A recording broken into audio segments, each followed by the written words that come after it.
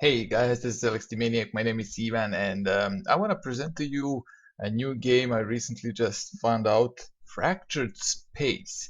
I found this game on Steam. Well, I found it on YouTube, but you can get it on Steam and download it. It's still in development, and they had like an period that they offered this game for free to people.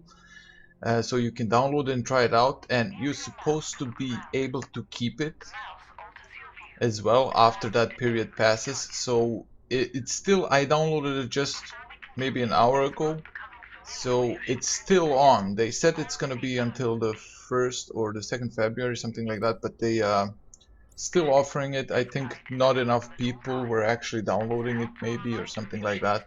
But if you hurry, or just, like what you see right now, you can go and download it for free. uh, I just tried it out. I played some tutorial missions, 2 of them. Remember, okay.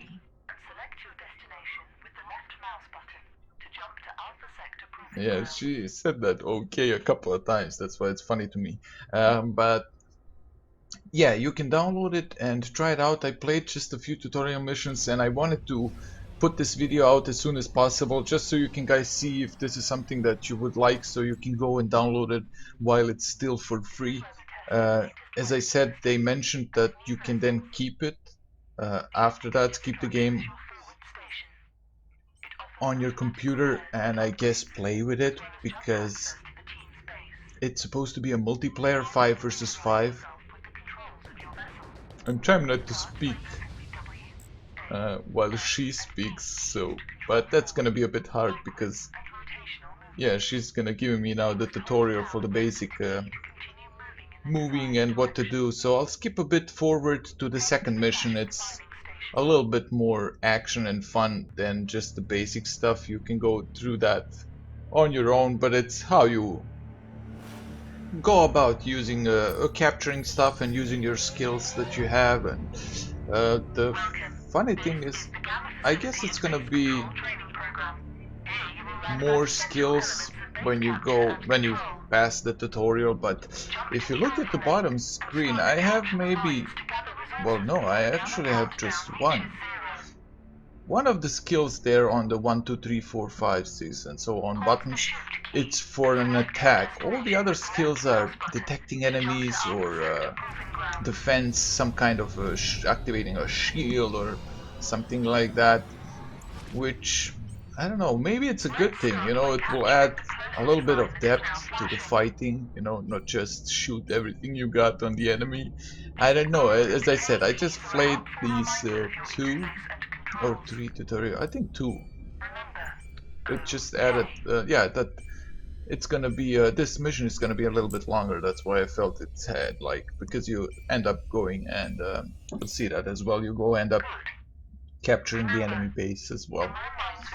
But a nice feature here is, as soon as you click and hold the key, the K key, you can see the controls, and all the buttons that you need. So I love that. You don't need to go like escape and then go into the options and try to find controls and key bindings and then look for keys that you need to know or want to see where it is and whatnot. It's kind of cool that they did that. So in any moment you can just, in the middle of the fight, you can press key and get that screen on your view and just check what button you're looking for. It's a useful thing. I still haven't figured out the right mouse button fires this shot that charges up, but I still kind of haven't found out what it actually does. It looks to me like an EMP shot or something, maybe to get the shields down of the enemy, because I hit the enemy with it maybe 2-3 times and I didn't see any damage done on it. These rockets look though kind of nice, but the game looks nice. Now, I didn't tweak the settings at all. As I started the game, I opened the video setup, video display setup, and it was all on ultra. So this is like max settings, I think. for the game, and it runs pretty well. I had no troubles. I had 60 frames per second, so I think it's not gonna be too demanding on your system, so it should be playable even on lower spec machines. But the why this kind of captured my attention was the Dreadnought. I don't know if you saw that game. That looks a lot of fun, and it's very similar to this, and this actually is a game that hasn't received half as much media coverage, marketing as Dreadnought. Dreadnought is kind of becoming famous, and the hype is growing more and more for it. The thing about it is I even signed up for the beta testing. Like, I gave my email and I'm waiting to see if I'm gonna get in, but if I am, I'm of course gonna give you guys footage of that as well. But I just wanted to hurry up now and get this out as fast as I can, so I just recorded the basic tutorial I did to give you guys a quick view of the game, and so you can see if this something is that you would like to play, and you can go then and grab it for free. I'm gonna give you guys a lot of these games that I can get or test for free. I'll find a way to test maybe games that I can't, that cost money, but maybe can borrow it for someone, and so on and so forth. I live in Serbia, which you guys I think already know, and the average pay here monthly is 300 to 400 euros. That is also, if you're from America or something, that's like 350, 450 dollars monthly, and that's a pay from which people live here. That's like an average pay. So spending 50, 60 bucks or euros on a game is a bit harder here. If you have to like give a fourth of your monthly paycheck for just one game, it's kind of. So I'm gonna find ways to show you guys a lot of games that kind of capture my attention, so things I like or looks like I would like it, I'm gonna just give you a peek. Or maybe if some games I don't like but I see that they are getting a lot of attention, that people are liking it, I will also try to present that as well. We all have different tastes, so we all gonna like one thing or another that somebody else wouldn't, stuff like that. But yeah, it feels kind of nice. The controls are okay, it is responsive, feels good. I mean, it's a big ship, it moves slowly, so you have to, and it has this little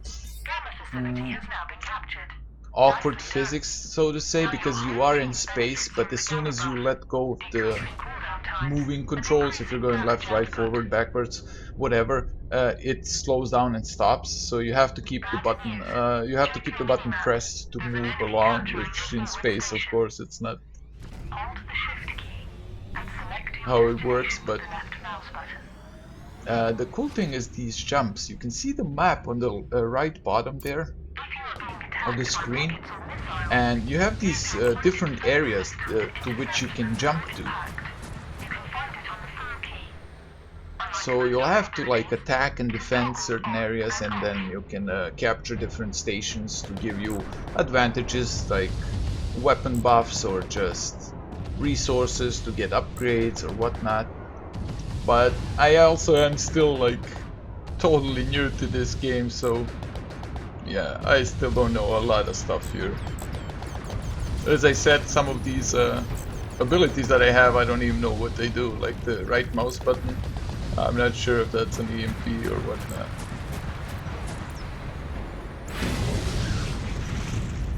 Now you can get repairs in the forward station. I like that little blow at the end, like boom. As I said, it kind of looks good, feels good. Look to heal up whenever you have the opportunity outside of combat. the fight looks like fun, and you know, imagine playing this with Now let's take advantage and go for the win while the enemy is respawning. different players. Capture their forward station to gain jump access to their base.